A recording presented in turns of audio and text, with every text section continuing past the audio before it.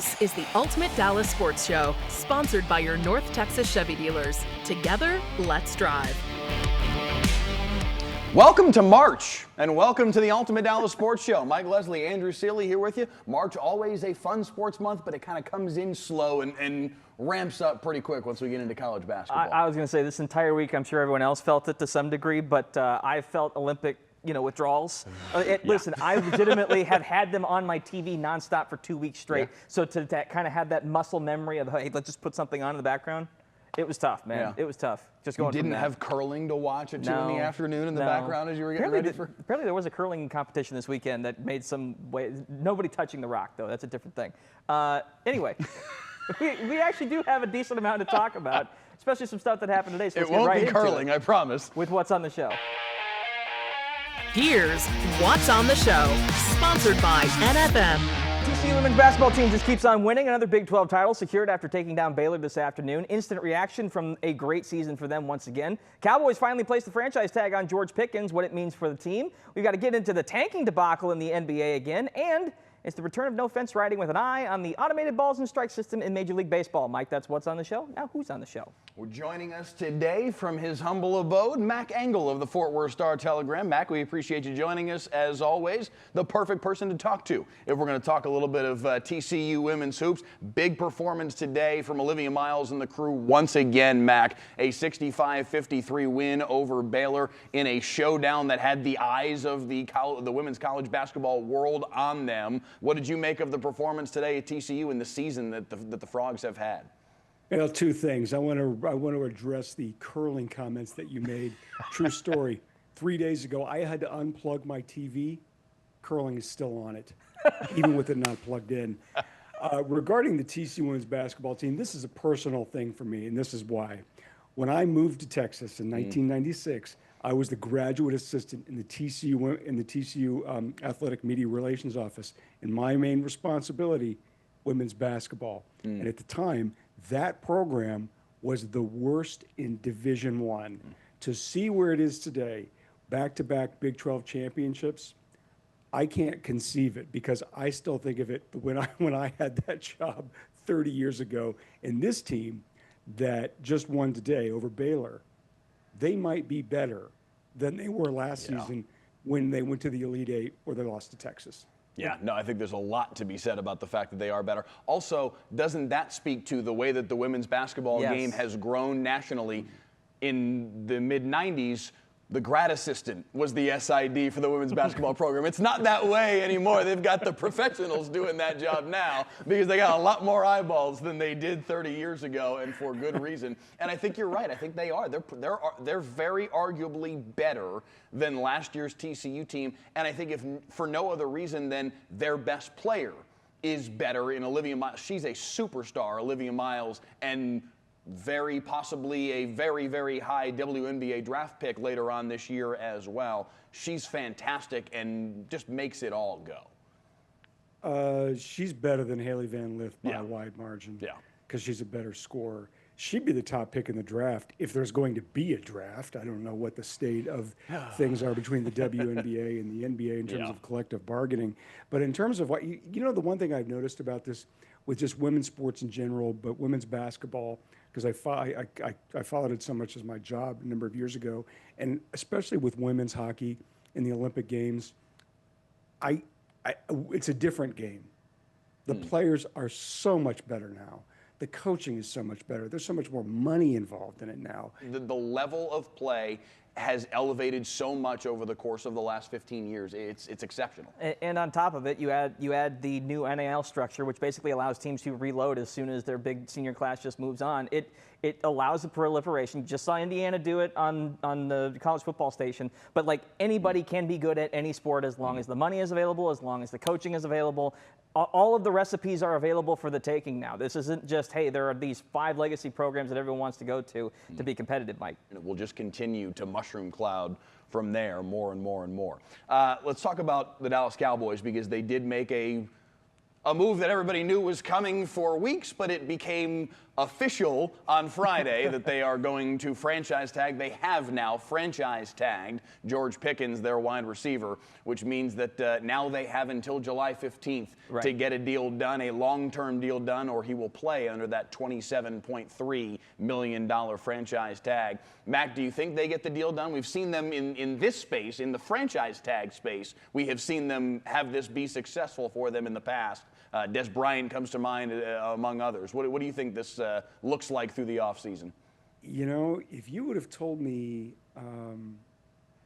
16, 17 months ago that the Dallas Cowboys would not come to a long-term agreement with Micah Parsons, I wouldn't have believed it. No. I didn't believe it. Up until the second that they traded him, I didn't believe it because they had never done that before. Now, this is a different issue, right? They had drafted and they knew Micah from day one.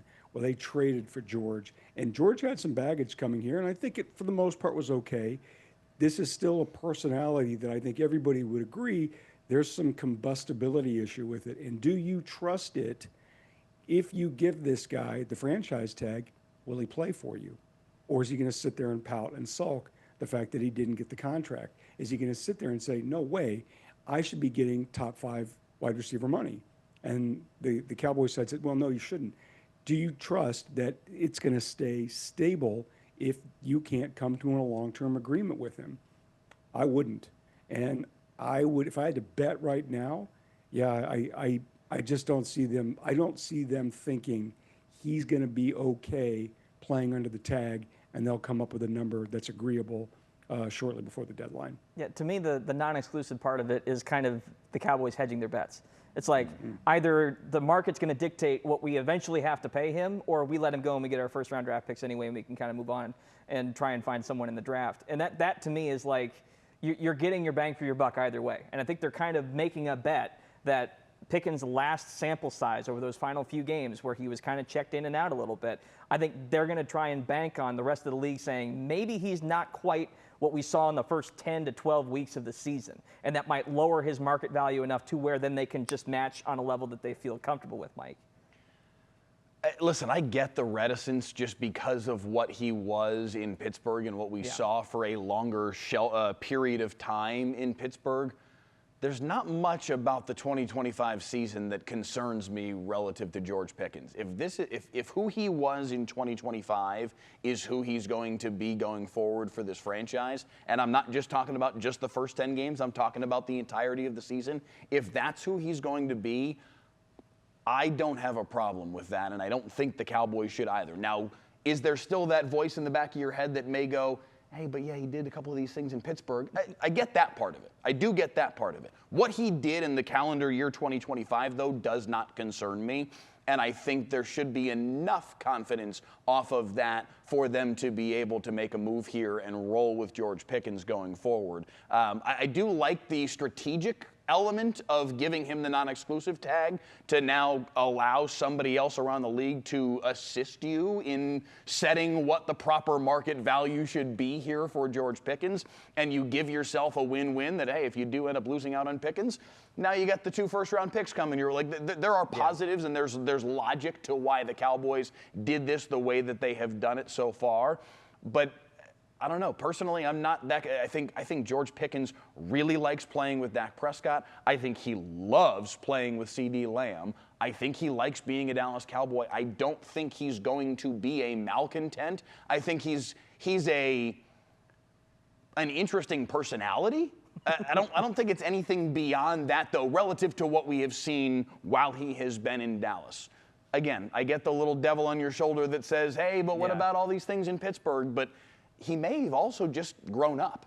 It's plausible that maybe this guy over the course of the last year or so in a fresh setting and with people that he likes being with, maybe he grew up. That's possible too here. Speaking of interesting personalities, we got to move on and talk about the Mavericks because Mark Cuban made some comments last week that we got to get into about he's an interesting personality in the NBA. Yes. Stay with us in the Ultimate Dallas Sports Show. Today's headlines, sponsored by your North Texas Chevy dealers. Rookie superstar Cooper Flagg missed tonight's home game against the Thunder with a foot injury. This is the 7th straight game Flagg has missed. Dallas will next play the Hornets Tuesday night at 6 p.m.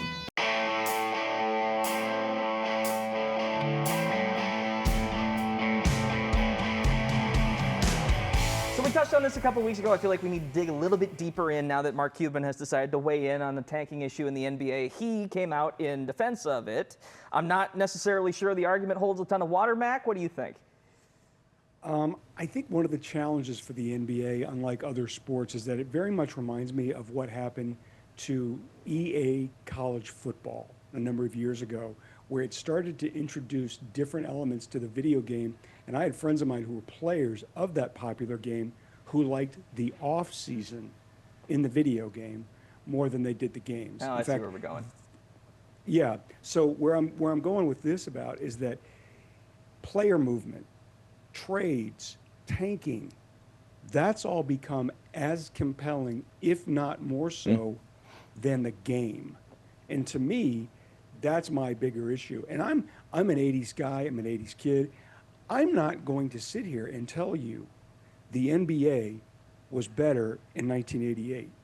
We have way much nostalgia, we're victims of nostalgia and thinking about all of those games because we're played by all these heroes of yesteryear that helped build the NBA into what it is today. But if you go back and watch an NBA game from 1988 that doesn't involve Michael Jordan, those games were not that great. The players today are better today than they were in 1988 because of those players.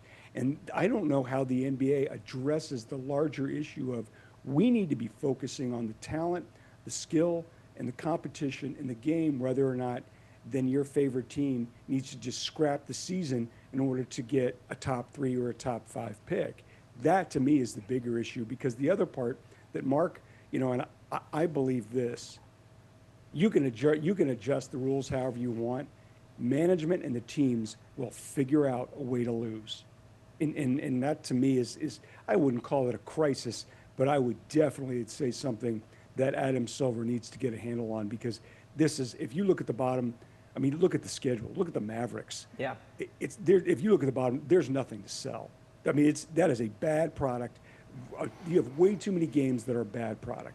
I'm sitting here telling you that the game's better today, but there's way too many nights. There's just way too many nights.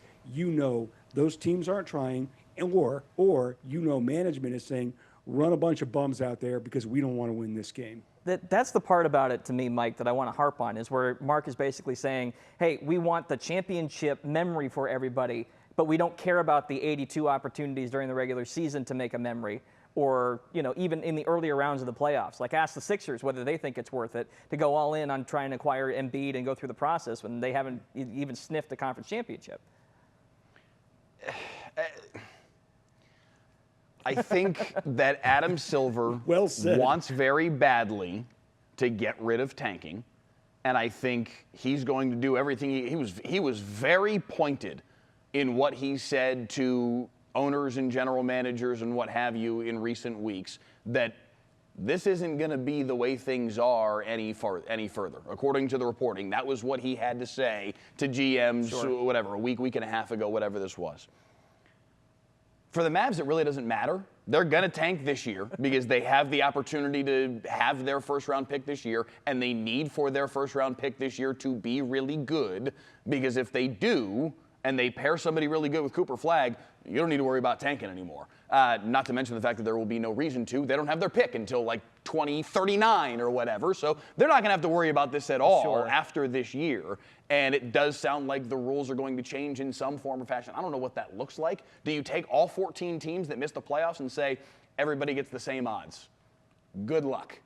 You could do that. I mean, that would eliminate the need altogether to tank. Yes and no. You still want to be below the 14-team threshold. Like that, there's still a reason to stink. Like, that's the thing. I think ultimately. Why is this an issue for the NBA, but it's not for the NFL? Teams in the NFL tank. Nobody makes a big deal out of this for the NFL. Well, because one player can make a marginal difference in the NFL, but you still need 11 guys on the field. One out of 5 players. You think the Raiders aren't going to be better when they get Fernando Mendoza? I'm not saying a quarterback can't make a difference. But if you're trying to get the first pick, you're going to get a quarterback most of the time. Sure, I understand that, but even that is a gamble. Like, that's the thing. Like, we're talking about drafting Wembanyama. We're talking about drafting an all-world talent that we're expecting to be a generational guy a la LeBron, Mac. Like, that's the discrepancy. It's 1v1 1v5 versus a potential quarterback that has been known to bust. Like, that's the discrepancy. Well, and I think the other element to it is just the number of games required to tank. In an NFL season, you got 17 games. You really don't know until week 8 or 9 which way the season's going to go. And because 7 teams get in the playoffs, you're just around it. You're like, well, maybe if this or that, which is a really, it's not a fail safe, but it's a much better way to encourage teams to continue to win. And like you said, Andrew, you're talking about one guy making the difference. I think the Colts were the last team really to just blow it. And they had the Peyton Manning injury, which allowed them to completely throw away the season to get the top pick, and that was Andrew Luck. And that would have worked out had he not retired earlier. Right. But with the Mavericks or the Kings or the Pacers were in the NBA Finals last season. Now, granted, in Game 7, their best player goes down with a year-long injury. So no one's doubting, and then they lose Miles Turner, their starting center. So no one's doubting from day one, well, they stink. Yeah, okay, we get that. With some of these other teams, you've got to stink for 82 games. It's just the skull-crushing amount of games. You're like, oh my God, we're going to watch this again. Yeah, Bill, we are. It's buy one ticket, get 7,000 free tonight, and that's what makes it so much. That's a complicating factor. So much of why the NFL is the monster that it is just baked into the scarcity of games. Yeah.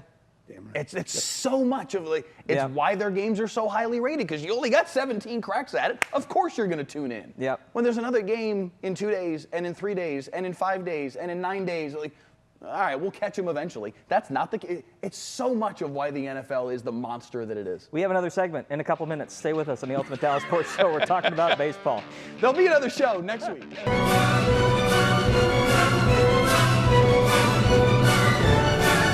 Welcome back to the Ultimate Dallas Sports Show. Time to get this show back on the rails. It's time now for everyone except the show's favorite game, no fence riding. The concept is simple. I have a series of statements up to the panel to decide which side of the fence they're on. No waffling or they get tossed to the curb. And tonight we're shining a spotlight on only one topic: the automated balls and strikes system. Major League Baseball finally planning on implementing it this season, with every team getting 2 challenges or more, depending on whether the challenges are successful. But even this, to me, is a half measure.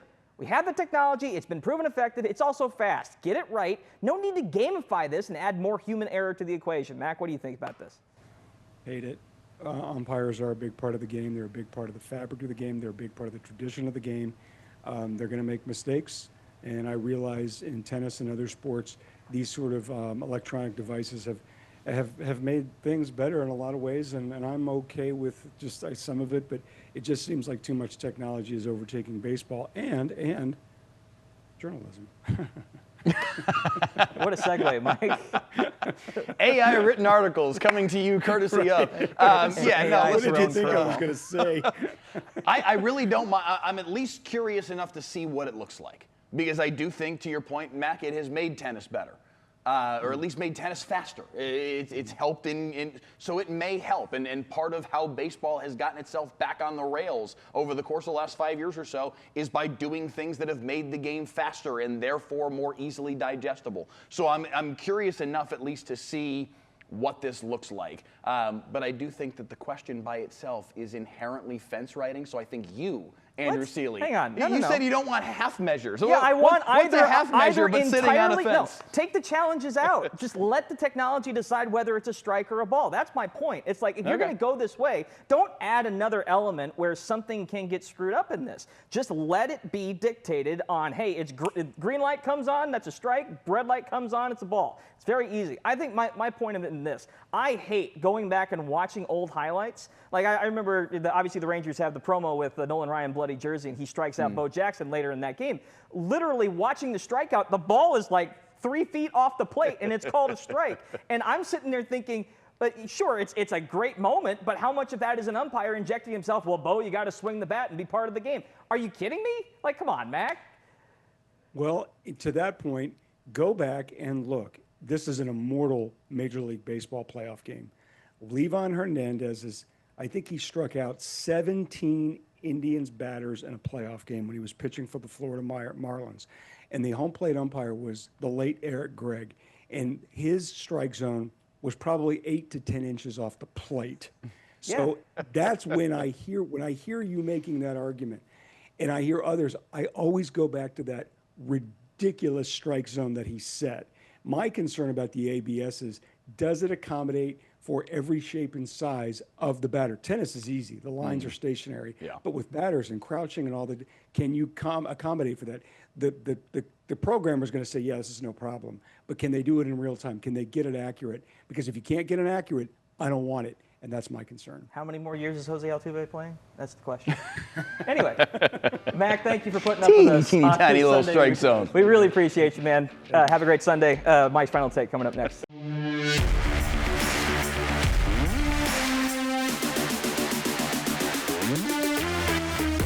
There are elements of salary caps in sports that are positive. There are parts of having a salary cap that are a positive. It helps have parity in sports, but it is also one of the great cons in the history of professional sports, because all it has done is create a scenario where fans side with billionaires when players want to make checks. Brandon Aubrey has done nothing but do his job at an elite level for the entirety of the time that he has been a Dallas Cowboy. And a report comes out that, by the way, Aubrey has said is not correct, that he wants $10 million a season. And Cowboys fans immediately turn heel and decide that Brandon Aubrey needs to be sent to Siberia because they don't want Jerry Jones to spend his money. What do they care? It's not their money, it's Jerry's. But because of the salary cap, fans side with the billionaires. It's lunacy to me. And they're going to do it with George Pickens. They're going to do it with Brandon Aubrey. They're going to do it with everybody. And for what? What? This is a much longer discussion, I feel like. Yes, I need to segue into next week. Make this quick. This could be a fun segment. It will be, and I'm going to put a pin in this, and we're going to do this next week. So thanks for watching the Ultimate Dallas Sports Show. Everybody. We really appreciate you. See you next time. This has been the Ultimate Dallas Sports Show, sponsored by your North Texas Chevy dealers. Together, let's drive.